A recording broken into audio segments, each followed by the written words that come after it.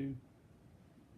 Hey everyone, this is Serena with Pixie Dust Paint Company, and this is week number 4.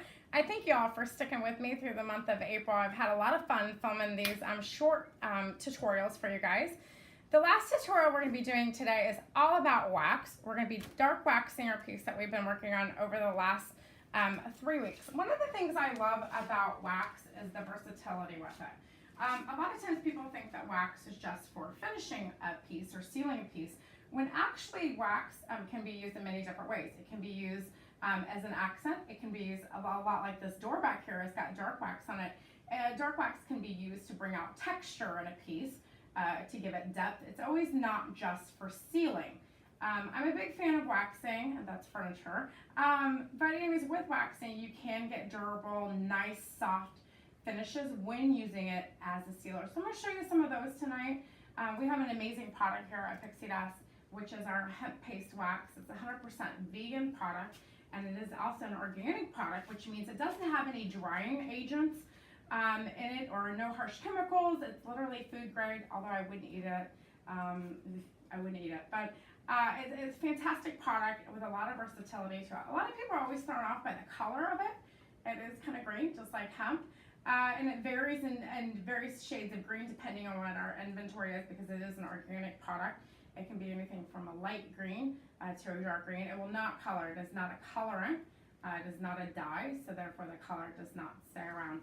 So I'm going to show you guys real quick some pretty basic waxing techniques first. I like to use a wax brush. So waxes typically are oil-based. Actually, all of them are oil-based for the most part. So anytime you're using an oil-based product, you want to use a natural bristle brush. It's a little bit more difficult, like the Klingon brushes are actually a synthetic fiber brush, and the waxes can be a little bit more difficult. Now I will use these, but this is for an accent. But I will use these types of brushes for a sealer if I'm looking to seal something. Remember, there's two sides of waxing, not always about the sealing side of it. But these brushes, to clean them, don't dish soap, hot water, just kind of swirl them around and get them nice and clean. They can sit. The Klingon brushes can obviously sit in water. These brushes, I don't recommend they sit too long in water to clean them. It is important after you wax to clean your brush. So I'm going to show you some basic waxing techniques here. And so here's our piece that we painted last week. And you're going to see when you start to wax something how vibrant the colors become. And you can kind of do a wax on, wax off motion. Depending on what kind of wax you use, they all have different directions and different curing times. Our wax is ready to buff within a few minutes. We usually recommend doing 2 or 3 coats over the course of 24 hours. Because it is a hemp oil base, the hemp oil takes about 3 to 4 weeks to fully polymerize. And when hemp oil polymerizes, it creates a very solid finish. That's why a lot of woodworkers will use hemp oil to finish their products, because you can get a really nice solid finish. Most waxes on the market definitely take several weeks to fully cure. The one thing with our wax is that you could actually wax to use within a couple, I would say probably a couple of days. A lot of people just use it right away, whatever works for them. But when you're waxing, just like the old Karate Kid days, what was that? Wax on, wax off. You want to kind of do the same thing with it. It's a nice, you see how vibrant it is. And when you wax off, I know right now you're looking at the color of it going, what in the world? But basically, the same way you wax on is the same way you wax off. Nice, solid movements. I would normally, if I wasn't doing a quick tutorial like this with no editing, by the way, I would allow this to sit.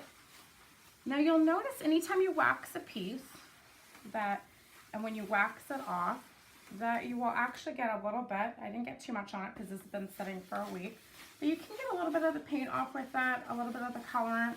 A lot of times it's actually from the sanding, not from the paint itself. Let's see how that's a nice pretty sheen now.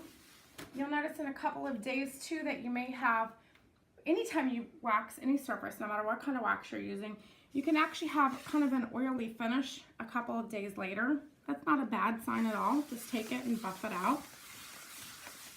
For buffing, I like to use, let me show you here what I actually use. We're pretty cheap around here. I actually cut up old t-shirts, and that's what I use to wax. I'm cheap and lazy. I don't like to wash these, so I just throw them away.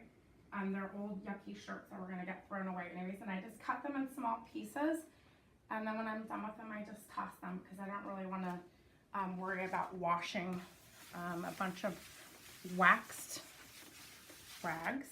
And it's a nice, it's a really pretty soft finish. So that's kind of like waxing 101, very, very basic. Of course, if you're waxing a large dresser, it takes a lot more than a couple of minutes. You're talking probably an hour to wax a cool piece. But we have this piece here that we did in a Bermuda blending style technique. And one of the things that Maria always does in a Bermuda blending is she'll do a dark wax. Now here at Pixie, we don't actually make a dark wax. One of the reasons we don't make a dark wax is because any colored wax requires a drying agent in order to get that wax to stick. So there's a couple of ways around that offer a lot of versatility, and you can get things that are already on your shelf. And if you're like me, you have a lot of stuff on your paint shelf that you can use. I will actually use stains to tint my wax. I'm a big fan of the oil base general finishes. And again, with Min-Max, these are great for making stains in any color you want. So I'm going to show you how I make colored stains using various stain products. And then I'm also going to show you a way of a colorant that you can use that you can get right on Etsy or Amazon. So when you're making your stain, you don't need a lot. A little goes a long way. I'm going to kind of scoop some of this out. Now I'm using this as an accent. Remember, I'm not sealing my piece with a colored stain. I'm only using it as an accent. So you don't need a whole lot of it.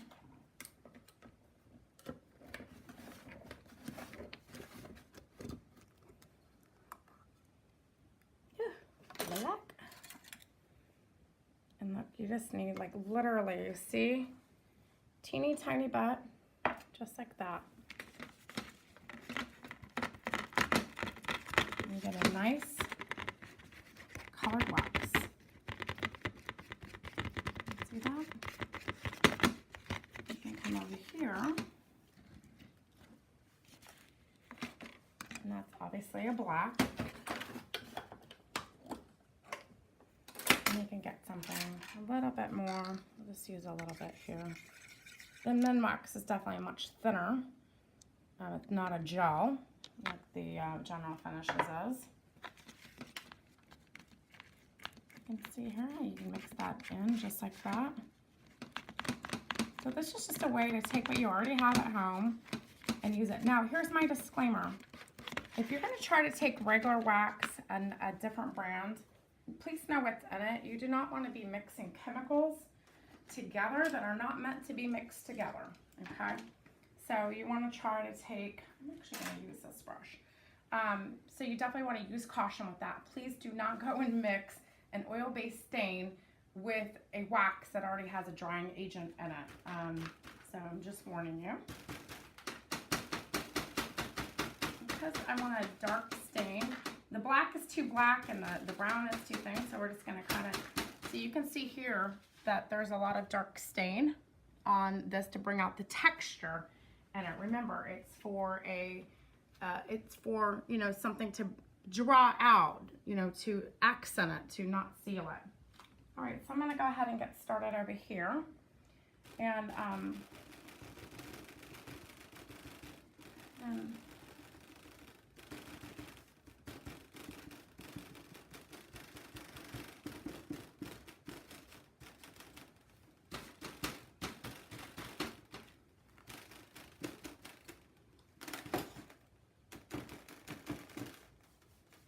now, when you add a dark stain like this to any piece, it definitely gives it that really cool, like, aged look.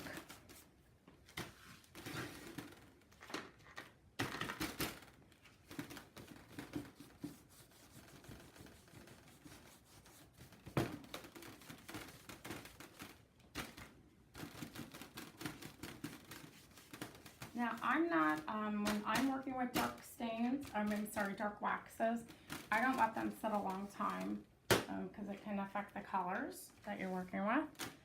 And then so just go ahead and get the excess. Remember, we didn't goop wax on it, so there shouldn't be a whole lot, you know, for you to, but you can see how it kind of toned down the brightness of that and just gave it kind of more of that aged look.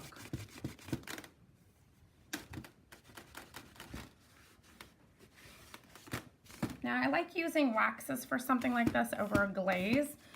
I feel like I have a little bit more control with a wax than I would a glaze. It's kind of more of a preference.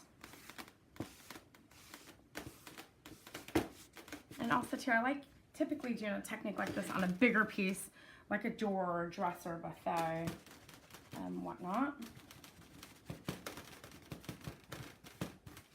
All right, and voila. So we have a nice, pretty piece that's not nearly as bright as it used to be.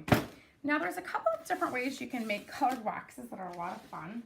I'm going to put this here off to the side. There is an amazing product. It's made in Germany, and it's called Mixel. And Mixel is a great colorant to have on hand. You can use it in paints. You can use it in waxes. You can even use it in stains if it's a stain that can be colored. So basically, they're these small, super rich colorants that are great to have on hand. You can get them in a variety of different colors.